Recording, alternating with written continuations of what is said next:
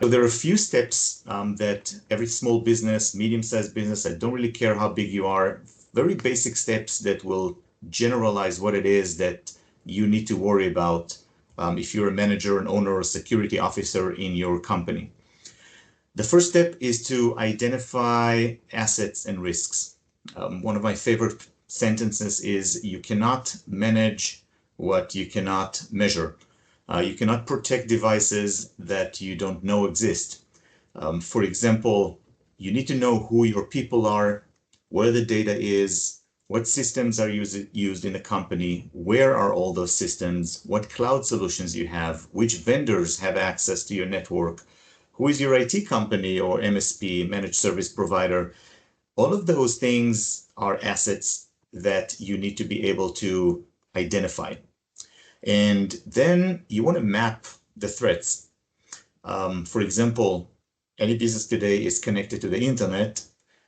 Now you have cyber threats, like malware, for example, viruses, keyloggers, etc. You have physical threats.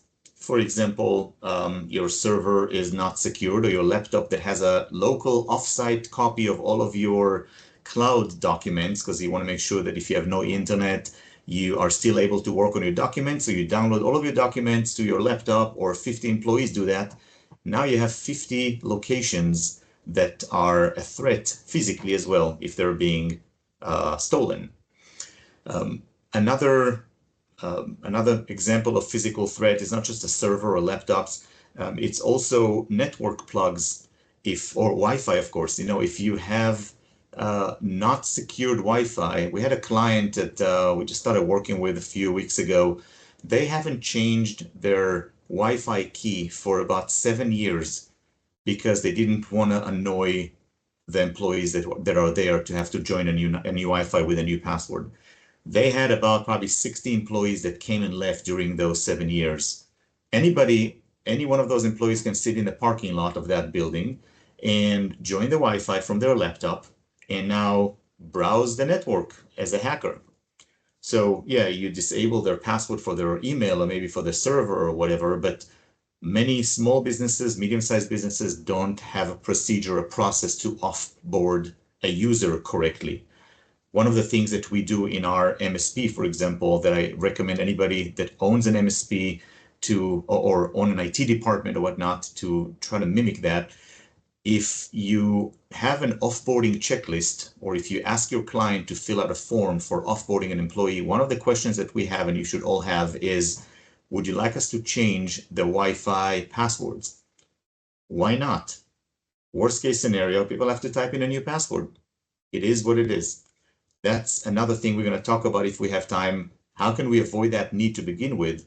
Why, for example, would any employee have any Wi-Fi access from their cell phones or personal devices to the admin Wi-Fi? Hopefully you have a separated Wi-Fi network for guests and for in-house admin network access. Why employees cannot just join the guest network? And if they are joining with a Wi-Fi, with a laptop, they don't need to know the password. You can just inject that password to their laptop, and that's another way to do it. There are other mechanisms with Wi-Fi that you can set up the users to log in, having to log in with their computer username and password to join the Wi-Fi, or their network, or their Microsoft 365 credentials. This is another way that you can eliminate some of those risks, because when you disable that user from your Microsoft 365, for example, it will automatically prevent them from being able to join the Wi-Fi. So identifying the assets, but also the threats. Then we want to analyze the threats and the vulnerabilities that they bring to the table. So threats are basically items that are potentially harmful, and vulnerabilities are weaknesses that threats can exploit. We use a lot of tools to mitigate those risks and to analyze those threats. There are vulnerability scans that have to take place, penetration testing, etc. If you can think of another method to mitigate or analyze threats, I would recommend that you look at people. People are one of the biggest threats over here, so why not eliminate that threats, not eliminate the employees, of course, but why not look at the education of those employees, or how much power you give them over the data, how much access they actually have based on what they really need compared to what they really need, are those hand in hand with what your threats should look like. You can't prevent access from everybody, but you can definitely minimize the threat by minimizing access to some people for some data. So step number 2 was to analyze threats and vulnerabilities.